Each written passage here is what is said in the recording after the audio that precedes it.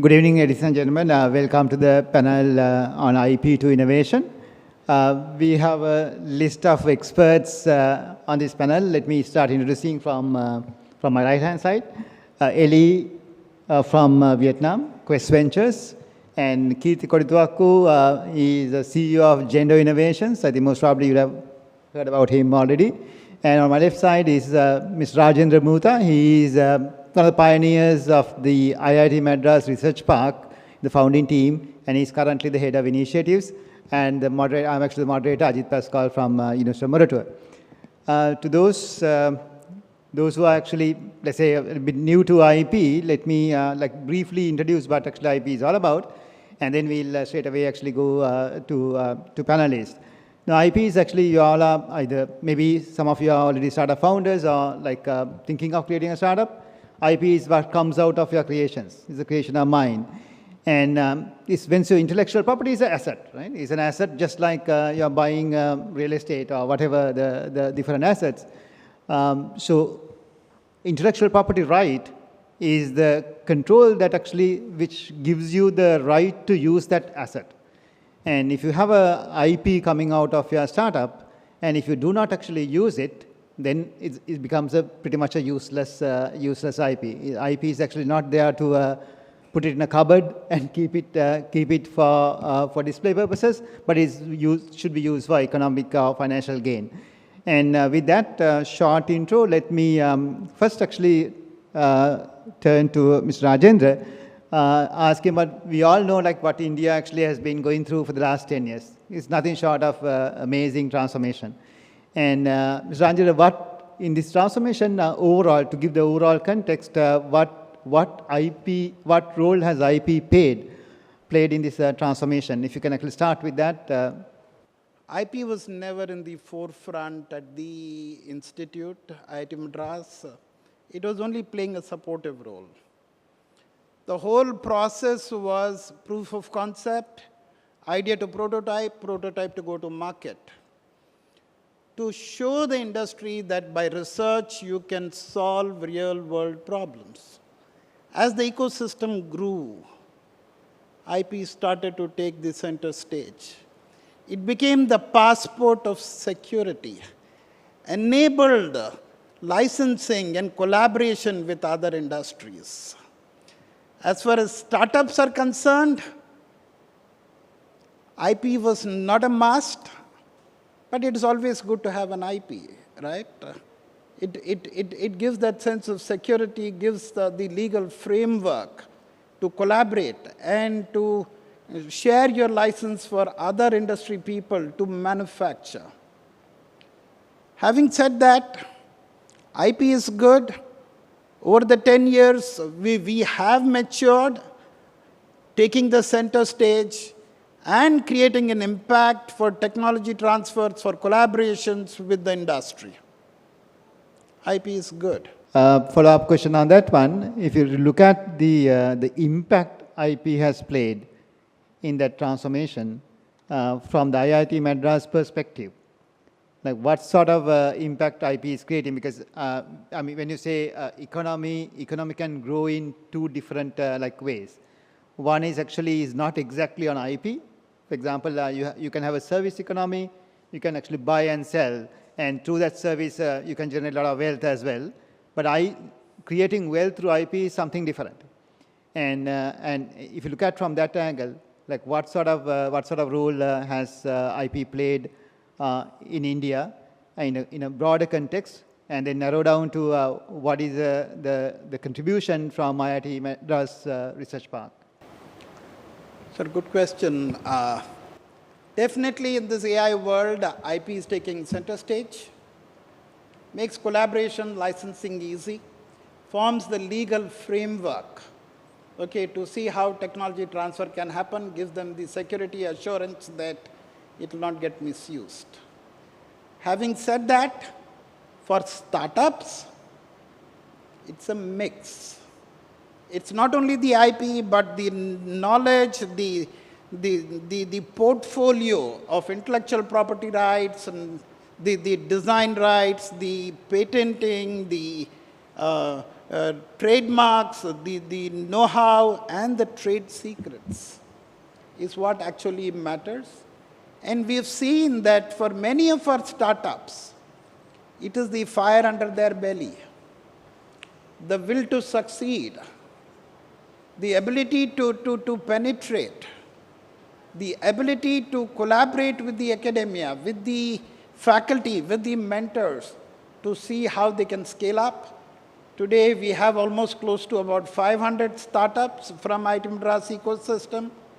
Many of them don't have IP, but they are being mentored, they are being handheld to create the IP and then move forward to see how they can scale their business globally. While IP is very good, it is the center stage.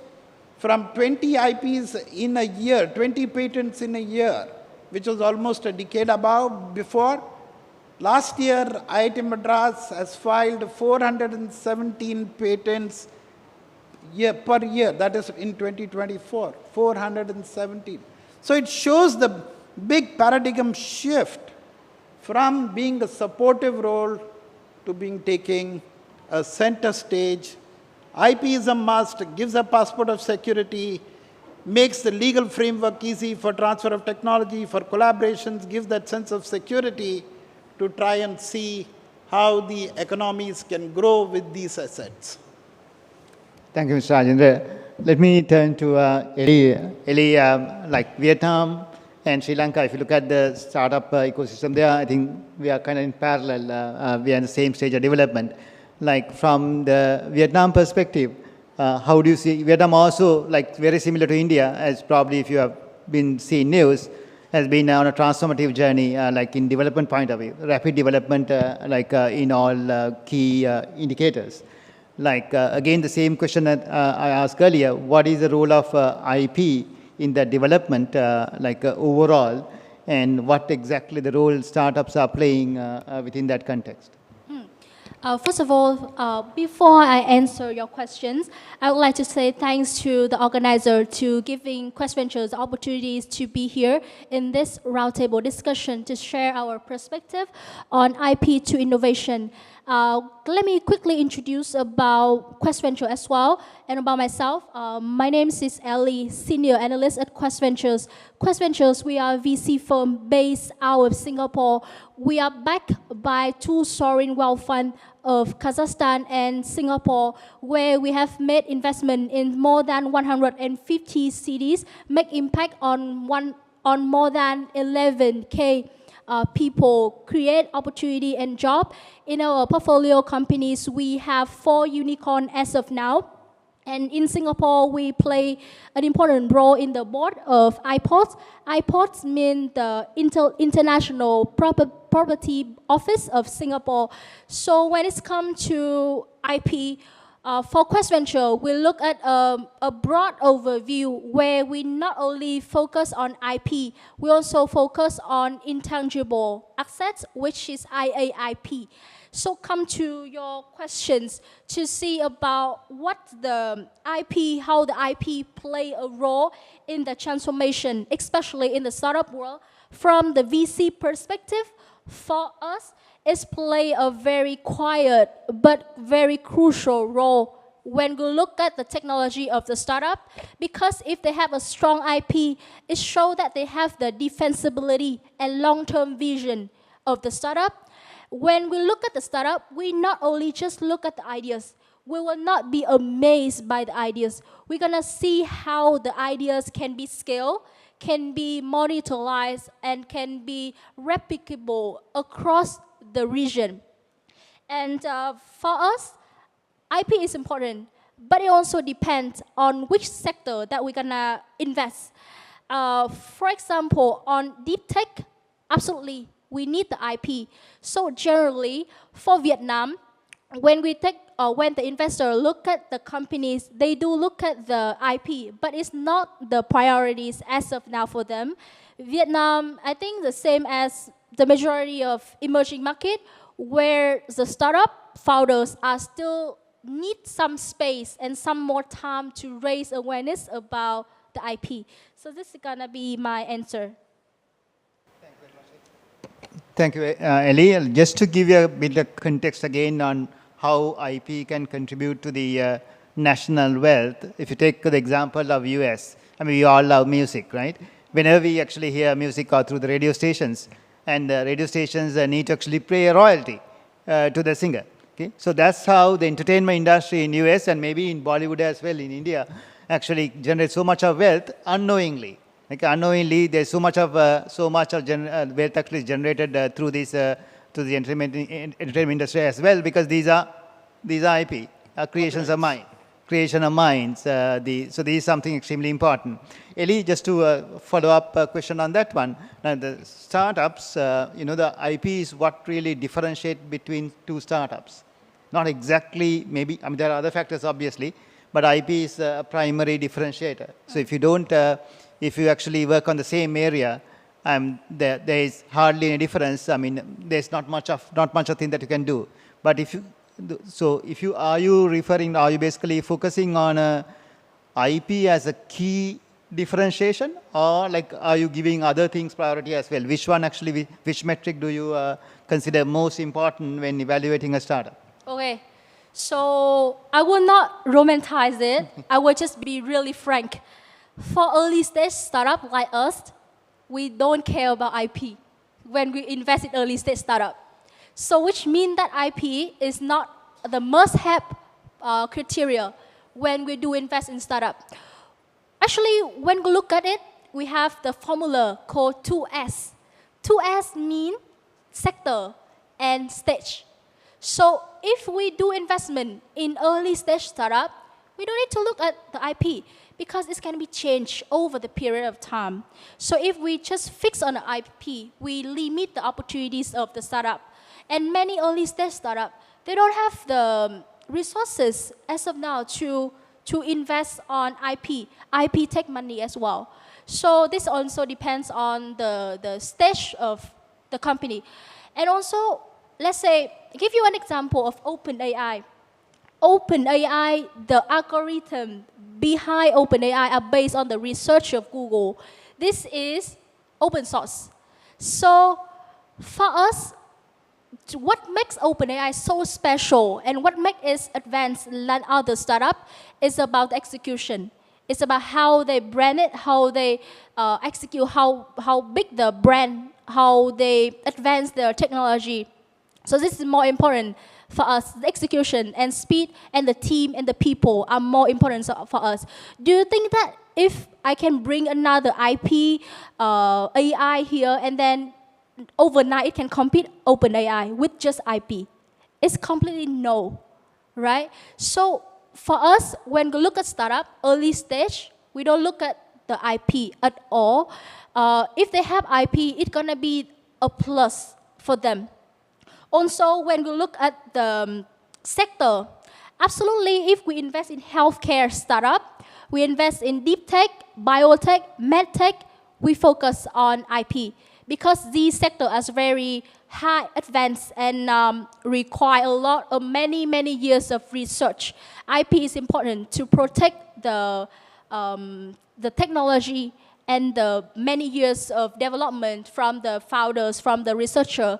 But as Quest Ventures, we are sector agnostics. We invest in different kind of technology, not only biotech, medtech, or healthcare. So generally speaking, for us, IP is important, but it's not a decisive factor when we make the investment. Thank you very much, Ellie. I think we are at the correct point. You just actually mentioned medtech. Keerthi, you actually built a company completely based on IP. So can you relate your story and where you are today with respect to that IP? I'll ask you a couple other questions also. Start with your journey because this is a very inspiring story. Thank you, sir. So, and thank you very much for all the organizers for giving me this opportunity because I believe this story can, add a lot of value.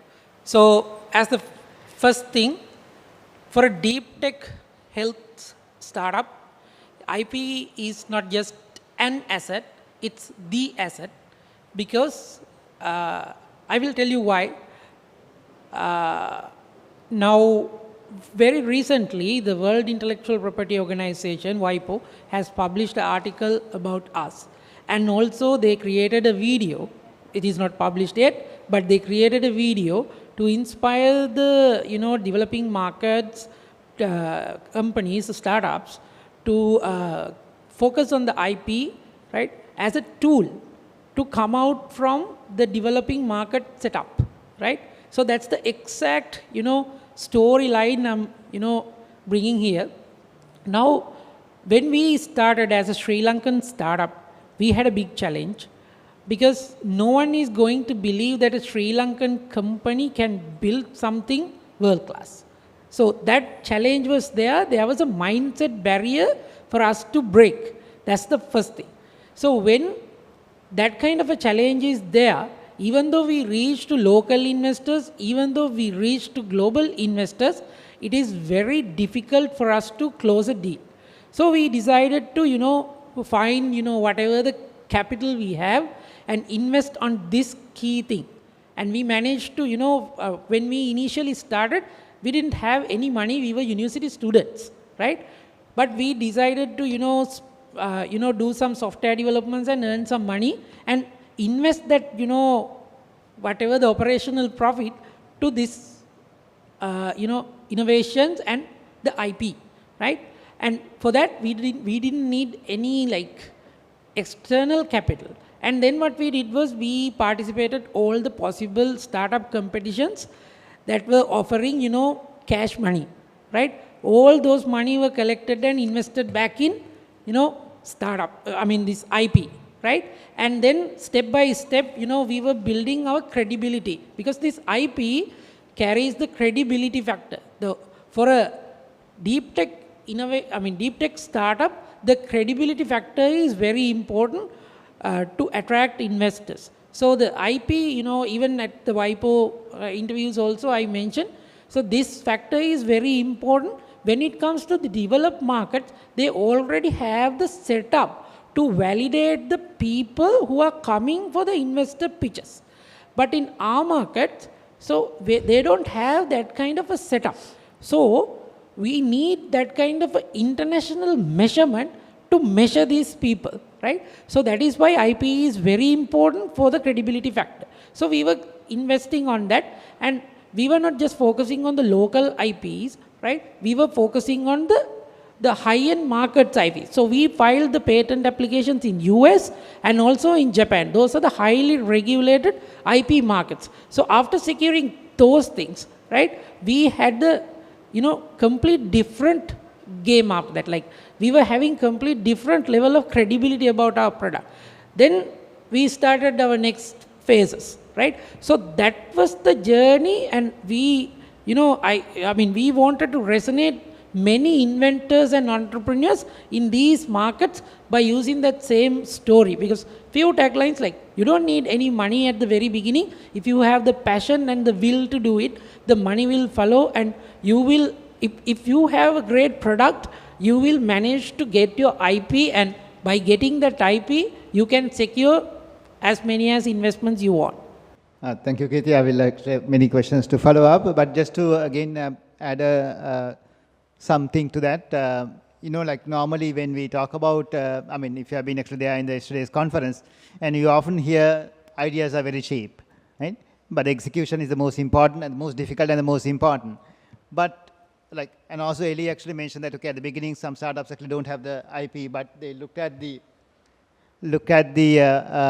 founder's credibility and how good the execution team is when they are selecting a startup to invest.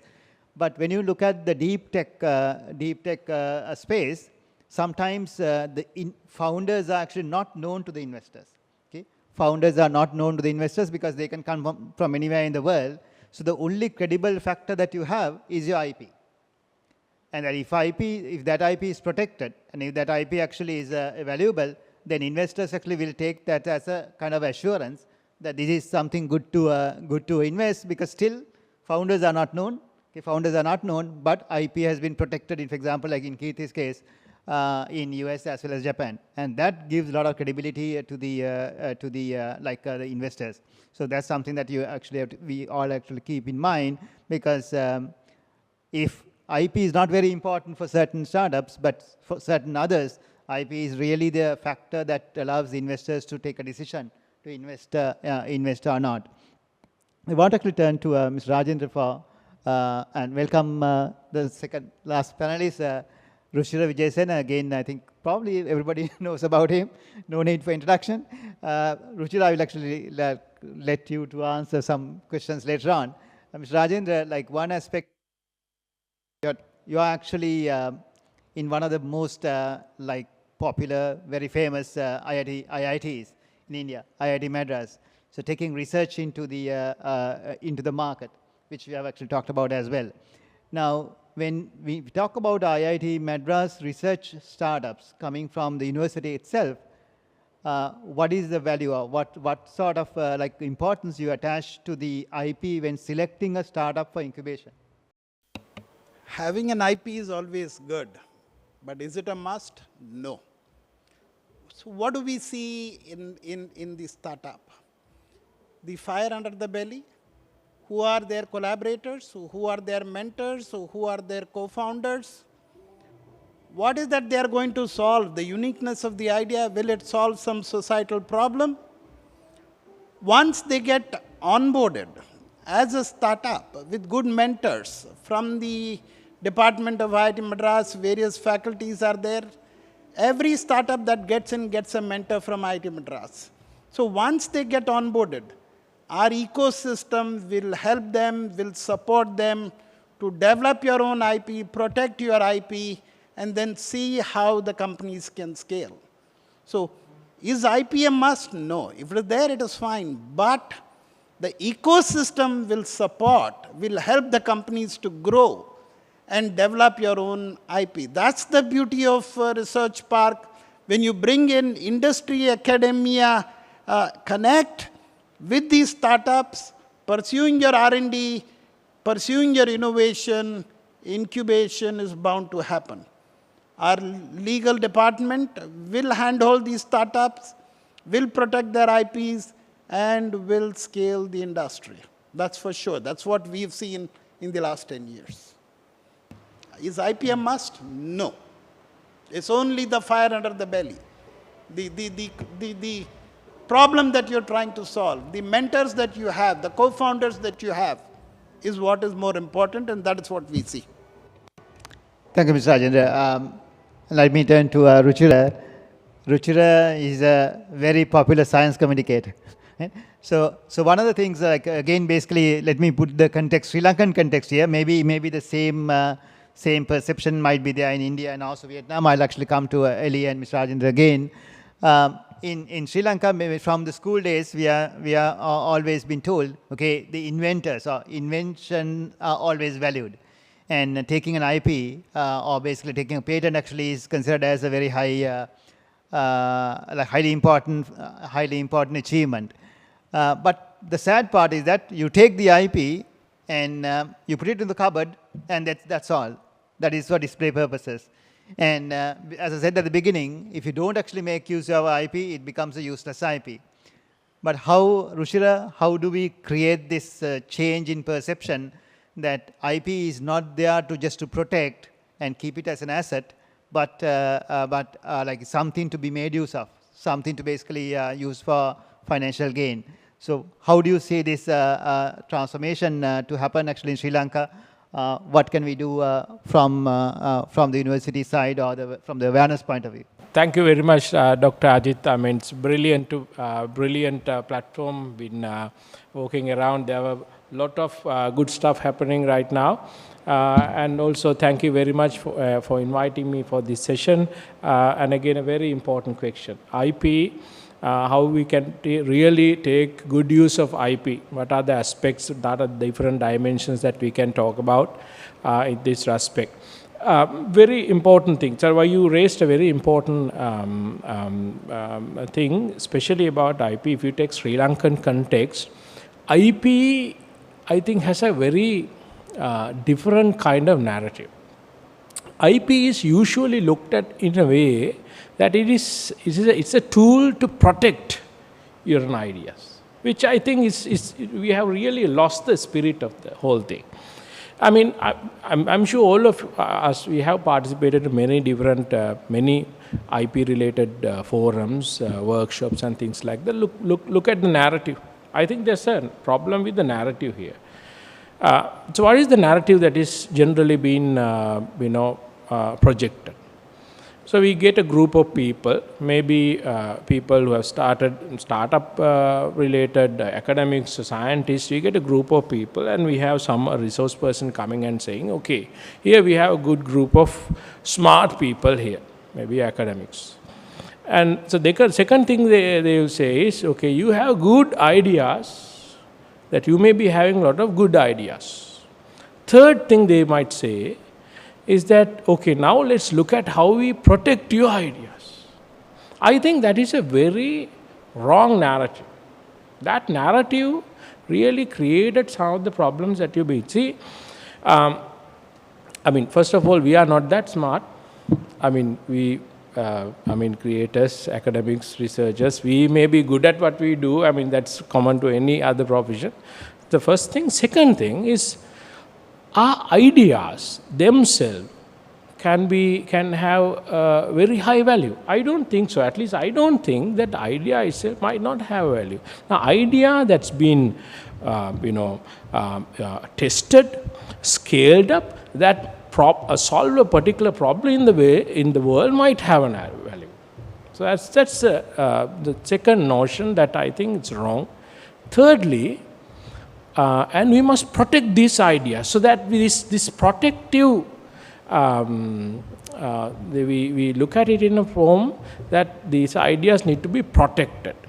So I think the first step to solve this problem is, if it's a problem, the first thing we must look at it, how we can really change the narrative. Instead of looking at how we can really protect whatever ideas, we must also look at the other half of the problems. The IP, I think, is a tool to protect our ideas when you share them. That's the whole spirit of having an IP-related infrastructure and IP-related system. So this is very important. And also, what are the dimensions that we need to talk about IP? Especially awareness, I think there are a lot of things that we need to do as a society. I think if you look at school children, even university level, and also people who are commonly practicing startup related activities, they still, at least in Sri Lankan context, they still face some challenges. Especially, I see, four basic fronts. What is an IP? A clear understanding of what IP is. Then different formats of IP, different IP formats that are available. Thirdly, how we can acquire them. And finally, how IP can be transferred. I mean, these four, a good awareness among people, especially people who are practicing these related activities, is very important, I think, to have a very good ecosystem. I think we just discussed about. So two things I want to emphasize. How we can change our narrative, especially in Sri Lanka, about IP. That's a very important aspect. Secondly, how we can communicate these, at least these four pillars of IP, four major pillars of IP to the public in a clear and practical and pragmatic manner would, I think, really help as a first start. Thank you, Ruchira. Just to, again, to add something to that one. So when you say like IP, particularly, I'll actually turn to Mr. Rajendra also, like maybe after that I will actually comment. You mentioned that last year IIT Madras had 417 patents. When people, at least in Sri Lanka, when we talk about IPs, the first thing that comes to mind is a patent. Okay? But IP actually is not just patents. Okay? We have trademarks, we have copyrights, we have industrial designs. In US, actually, they are called design patents. Now, within the IIT Madras Research Park and from the universities, how many, like when you say IP, obviously patent is the dominant one, but are there other IPs that are coming out? And what's the kind of composition, if you look at on the whole generated IP, if you look at the basket, what is the composition roughly? Intellectual property right is not only about patents, it's a portfolio, know-how, process, trade secrets, even branding. The whole portfolio itself will act as a licensing mechanism to transfer the technology, to be able to collaborate with other industries to see how this IP can go to the market. And what we have seen at IIT Madras with 23 different departments, 650 faculty members, with a very good Department of Management Studies and IP cell, the faculty does the research, comes up with an idea, but it is the IP cell which handholds them, takes it forward to see how the IP can be protected.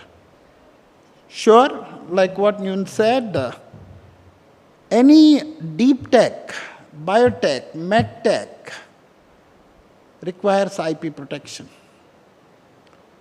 Otherwise, licensing becomes very, very difficult. As long as software is concerned, different process-related industry is concerned, IP is good, but it is more the trade secret, the process, the flow diagram, the ability to calculate and form the right formulas, producing your own LLM or SLM to see how this can add value. Most of the time, when people come up with good ideas, it comes from journals, it comes from conferences, it comes from various discussions. But if these ideas, these thought-provoking questions come from the industry, it can be a totally different ballgame. The IP that gets developed doesn't stay in your cupboards. The industry will take it forward. So I'll put it this way. Intellectual property rights is more than just the patents. It's the know-how, it's the process, it's the state secret, it's the branding, copyright, it's that portfolio. When these assets meet the industry needs and meets the entrepreneurial energy, innovation is bound to happen, create a great impact when the products will move from lab to land, creating a great impact on the economy. Thank you. Thank you, Mr. Rajendra. Just to follow up on what I asked Ruchira regarding at least in Sri Lankan context, we have this narrative of basically protection only. And like when we talk about patent, or that matter any like a thing that mentioned like trademark, copyright, design patents or industrial designs, it is basically you are protecting, and for that protection, you disclose fully what your invention is all about. Okay, that's a public disclosure. You are disclosing pretty much everything, and for that disclosure, you get the right, a monopoly right in that particular territory. It's a territorial right. I mean, if you protect in Sri Lanka, it is only for Sri Lanka. There is nothing called global IP as such. And what Keerthi actually has done, he has protected the IP in US and in Japan. So it means that no other company in US, no other company in Japan actually can have a similar IP. So that's also very important. Like, let's say, if you look at, particularly for those who are actually thinking of startups or already having startups, like what you have, I mean, you might have a secret source, like how you differentiate with your others. It may not be really be protected as such, but you can actually keep it inside your product. You can keep it inside your service. And as long as you keep that edge, that's pretty much IP, and you can differentiate, and you can actually make money out of it. So the follow-up question, Mr. Rajendra, is this perception that IP is there for protection, but really making use of it is not really encouraged. At least in Sri Lanka, we don't really see that part coming up. But always it's like, okay, you lock in the cupboard, and you have a display. I have a patent.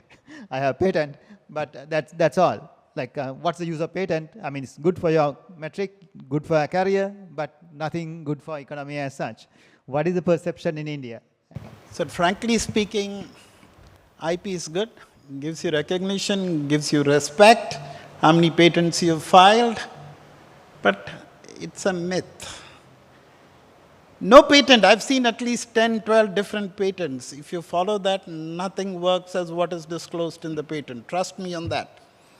I'm a first-hand user on starch-based adhesives. I've seen many patents. If you follow that, the product never comes out. It becomes more of a, what should I say, jelly rather than a good adhesive. So trust me, when you have an idea and you go to the legal person, they will complicate the whole description in such a way that the researcher himself will not understand what is going inside the patent paper. It is so complicated. Trust me on this. To me, if you're trying to license, there is some trade secret that you will hold, you will not disclose. So making the patents as simple as possible so that the legal person is able to put it together legally. Okay, it's good enough. When companies are willing to collaborate, when VCs want to fund, and when partnerships happen, what they look at is the passport of security, whether you have a patent. It's for only large industries because they want to ensure the investment that they are putting in. In today's AI world, if you put the patent, and if I say ChatGPT or Grok or Meta, to change it in a manner that it doesn't conflict with the existing patent, it's definitely doable. So to me, creating a copyright, creating a patent, disclosing some of these stuffs, hiding some of these stuff, ensuring technology transfer, and at that point of time, I have that secret recipe. When they produce, okay, some good sabji, vegetable, the final, the dressing that comes, okay, nobody knows, right? Rest everything is disclosed. Similarly, when the technology is transferred, product is transferred, you're insured of, okay, royalty coming in, that last bit is still held by the patent holder, or if there is already enough revenue that has been generated, may go over, or if the company is really dependable, then the entire transfer happens to ensure that the product hits the market, the royalty keeps coming in. Today, we have very successful examples of this. Our first unicorn, Unifor, which was into voice-based biometrics and data analytics, is a unicorn, is a technology developed at IIT Madras and has actually gone to the market with more than $2.4 billion valuation today. The second is Aether Energy, the first electric two-wheeler company that got developed at IIT Madras and has gone pan-India. And I'm sure Sri Lanka will also have the benefit of driving those finest electric two-wheelers. So there is a certain amount of royalty that is coming in. Then the third one that I can talk about is Twin Health, another technology developed by IIT Madras through these startups, through the mentoring of the faculty, reversal of defective metabolism to treat lifestyle diseases like HbA1c, diabetes, your blood pressure, or your heart-related issues can be reversed. It has been proven beyond doubt that when you follow the right process, yes, it can be done. So holding an IP is good as long as large industries are concerned, your collaborations are concerned, manufacturing rights are concerned. But for small startups, it is only the mentor, the fire under the belly to excel. Can I solve a real-world problem? Can I take my product to the next level? And can the ecosystem in the process see if I can develop some IP and then it is protected? There is another catch here. If the product is already out in the market, then you cannot have a patent on that. Okay, patent comes in as a design patent or a process patent or or a copyright patent that you want to do comes in much before. Whether it will scale, it will not scale. Whether it can be easily outbeaten, it's like Samsung putting cases on iPhone, iPhone putting cases on Samsung. They have deep pockets. They can actually afford it. But as a startup, can I afford it? No. Can I get into a conflict? No. Large companies, yes. Because two things happen. When the patent case is going on, they get more publicity. They get more attraction that, okay, yes, they are in a dispute. It adds value to them. But for startups, no. It's good to see you have good mentors, you have good collaborators, you have good co-founders, you solve a real problem, okay, a societal problem which can get solved. Companies will grow, that is what we have seen. And today at IIT Madras, 500 startups, $6 billion valuation, 3 unicorns, okay, 2 already made, 1 in the process. IP is good to always have. For the faculty, it is pride. I have 5 patents, I have 10 patents. It's a good passport for security, for license transfers, for manufacturing process transfers. But for startups, it's okay. I wanted to turn to Ellie just to get the Vietnamese perception on the IP. Like, do the Vietnamese actually consider protecting IP is the most important part, or is there any effort, the equal energy to basically to make use of it to generate wealth? All right, so perhaps to give the audience here the background about Vietnam startup ecosystem before we talk about the IP. So I'm going to tell you a very interesting story of Vietnam. We just went out from the war like around 15 years, and Vietnam startup ecosystem from nowhere, but in the just upcoming years, it jumped to the 56th ranking in terms of global startup ranking of startup link. So it's witnessed a major change in the startup ecosystem, policy, idea, economics to supercharge for the startup. Currently, Vietnam has 3 big cities, Ho Chi Minh, Hanoi, and Da Nang. And Ho Chi Minh City only, it's contribute around 44% of the startup investment capital, worth around 5.2 billion US dollars for the country itself, only Ho Chi Minh City. So we see a very increasingly trend and increasingly investment in the startup ecosystem with the support from the government itself. In terms of IP, if I understand your questions correctly, IP is not deciding factors for the startup when we look at the startup in Vietnam itself. For the startup in Vietnam, at this current stage, IP is something still a little bit far from what they are considering.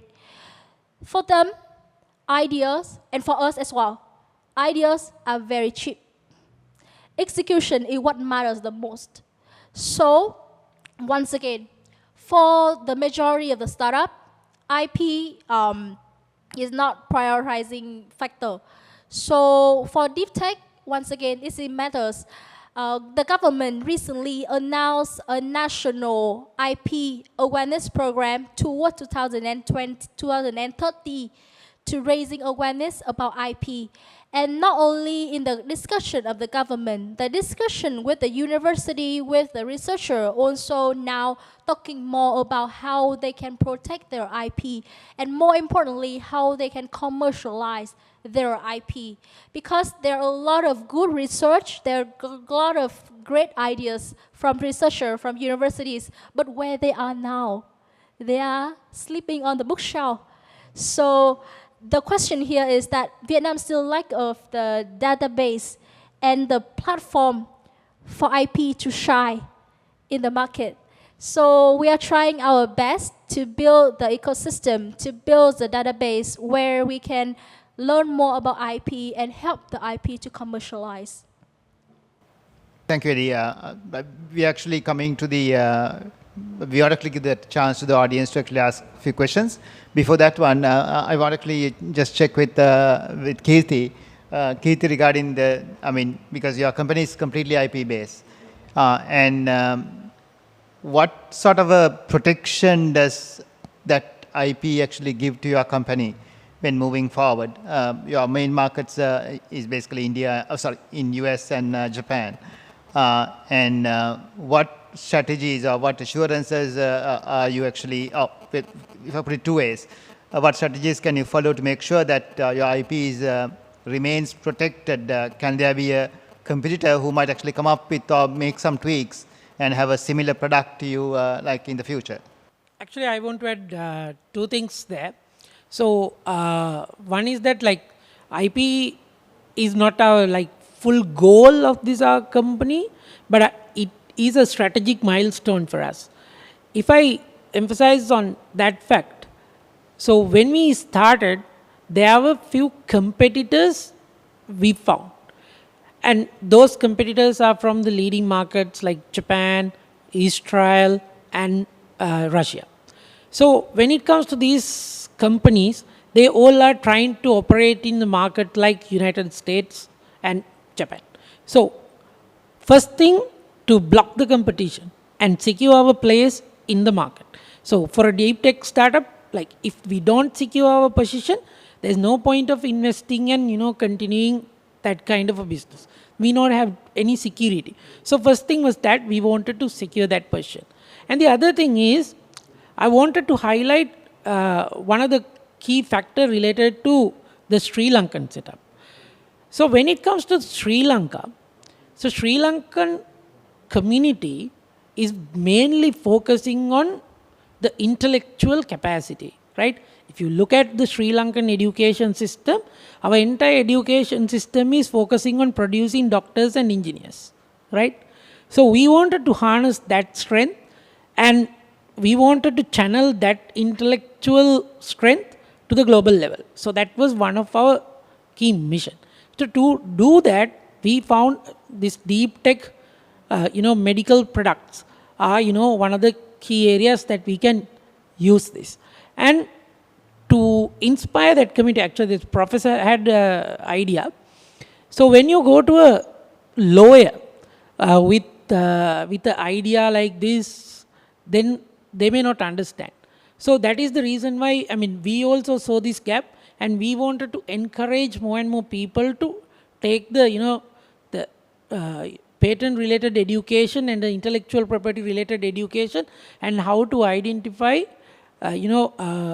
making this IP as a useful tool to secure your funding and secure your market position compared to the competition. So what we did was exactly that. So we wanted to use this as a tool to get us to the level we want, and we wanted to use this exact thing to inspire, other intellectuals, to ignite their potential and come up with various, patentable ideas. Thank you, Keerthi. I think before there are a couple other questions, but before that one, I think we have only roughly 10 minutes to go. And I want to open the floor for the audience to ask any questions from the panelists. I have a question, like as an early stage startup, how would you, what would be the practical way of monetizing the IP? Let's say the startup only has the trademark.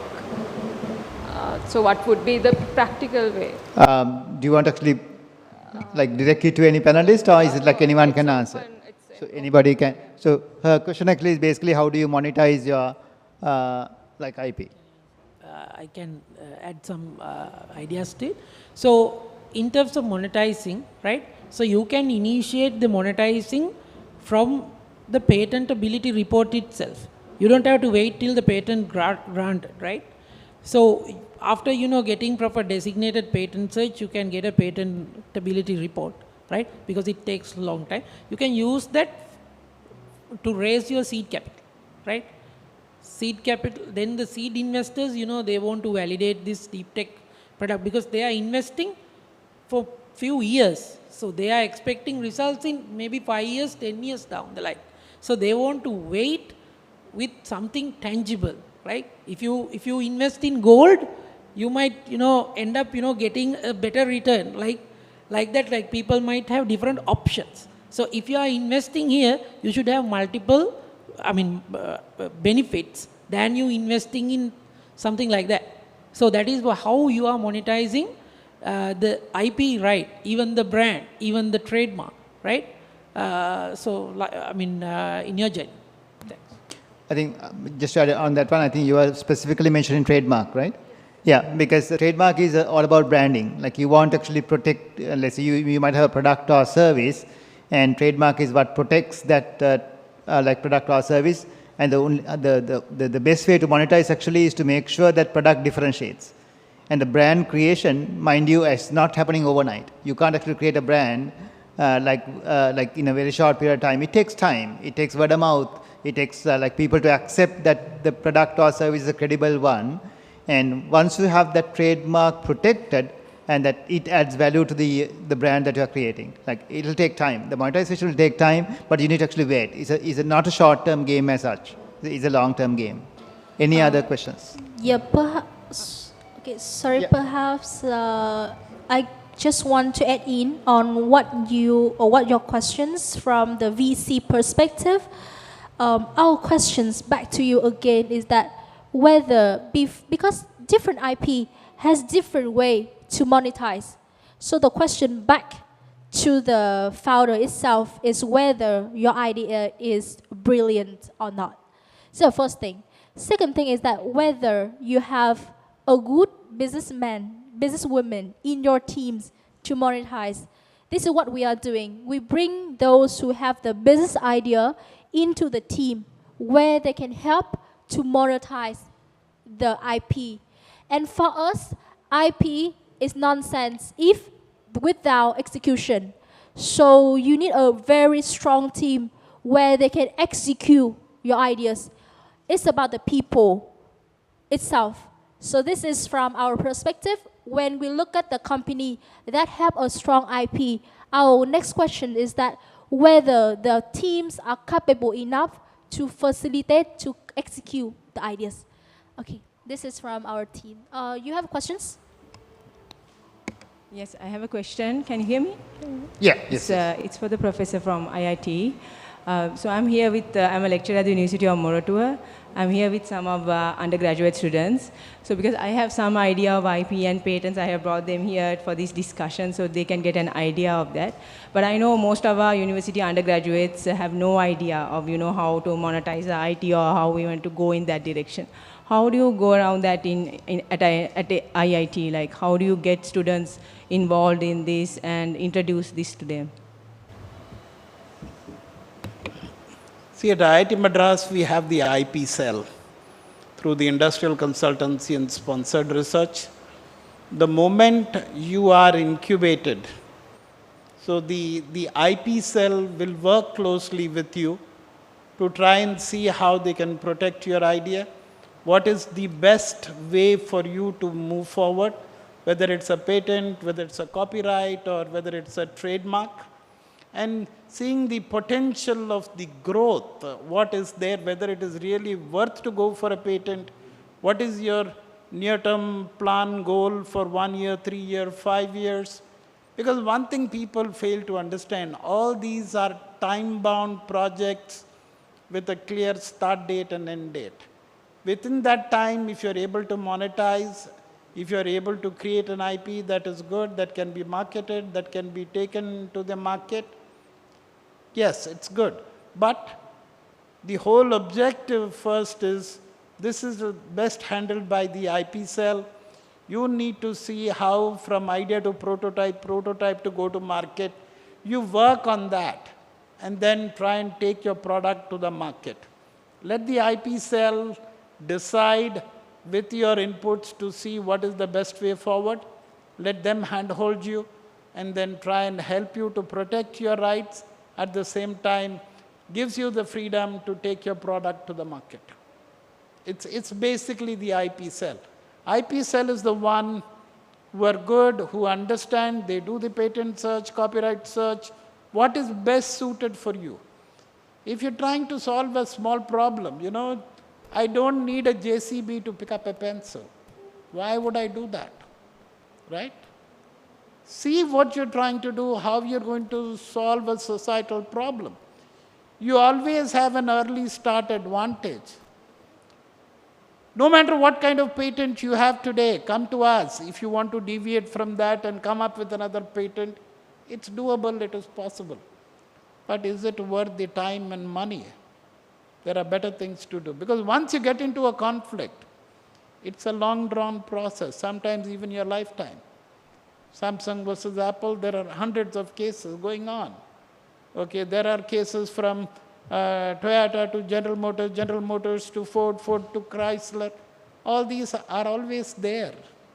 They are good for large corporates, large industries is fine. But as a startup, all I need to worry is about my mentors, about my prototype, about my validation, about my going to the market and seeing how soon can I start making money.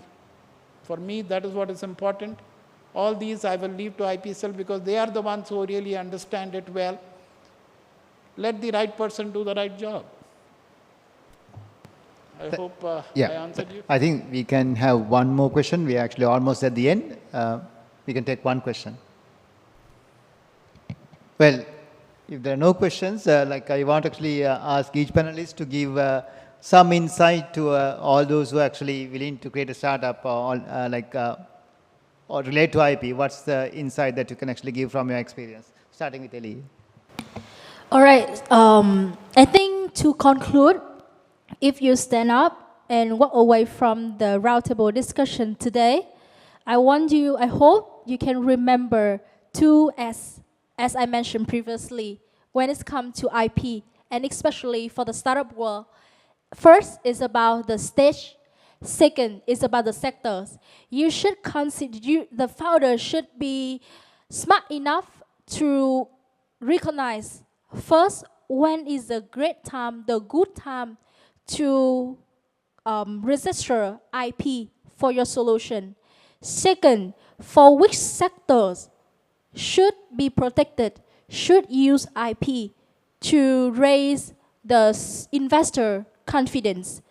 Of course, when we look at the startup with a strong IP, we will build our confidence and credibility in the startup. Once again, sectors and the stage of the startup, when they have the IP, is important. It's for the startup to think when they want to raise funds from a VC like us. Really, Keerthi? Yes. So my advice is, if you are doing a deep tech startup, right? You need a proper foundation. Your IP is your foundation, and rally your team, rally your investors around that foundation, and build a proper plan to get the product to the market. And when you have such a foundation, you will go to a secure market, and your investors will benefit, and your founders will benefit, and you will serve the market really, really well, because you have 20-year protection for your IP. Thank you. Thank you, Keerthi. Mr. Rajendra, one last insight to the startups. To be honest, my personal belief for startup is believe in your IP cell, believe in your faculty, believe in your mentors. Let them handle that as whatever needs to be done. Make sure you go to the right IP person, the right lawyer. Otherwise, it becomes very complicated. And believe in your mentors, believe in yourself. Right from idea to prototype to go to market. That is what you need to do. You always have an early start advantage. Capitalize on that. I give a simple standard, one of the examples that I always use. I used to do LAN extenders with IIT Madras technology. We did have a patent. I thought I have a brilliant product because no matter where I went, whether the railways, airways, shipping, industry, I got orders. We were doing a replacement for a Cisco router and a RAD modem, which was costing 5 lakhs. We were doing 50,000. No matter where I went, I got orders. I thought God has been very kind to me. my 7 generations can pass with this. But little did I realize, Big Brother China brought out a better product than that at 1/3 the price. So suddenly the whole game plan changed. Always think that whatever you're doing, believe in that. It's a project base that you're doing. There is a definite start date, there is an end date. Make hay while the sun shines, do whatever is required within that time. Nothing is going to last forever, neither your patent, neither your copyright, neither your design. Believe in yourself, have the early start advantage, hit the market as soon as possible with the help of your mentors, with the help of your faculty. They are the best people to guide you. Trust your IP, trust your legal cell to handle the rest. Thank you. Thank you, Mr. Rajendra. Ruchira, your last thoughts. Yeah, thank you very much. Yeah, so one small advice I would like to share with you is that there are many different intellectual property formats. I think a good startup must explore different formats and different leverages each of these formats will offer. So one of the common mistakes that I have seen young startup make is that they want to push ahead and get a patent first, which can be a very expensive process if you start it. And there are maybe other formats that you best capitalize, leverage, and that give you much better advantage at a lower cost to put your product out there to the market. So I think that's one of the things. Be informed about various formats. Think about your sector. Think about the market that you are trying to focus on. Based on that, take use of the best format that's available with you. That's what I want to share. Thank you very much, Ruchira. I think time has pretty much flown like nothing, like 1 hour has gone. Like, let us actually give you all a round of applause for all the panel members. Thank you and have a very pleasant evening today.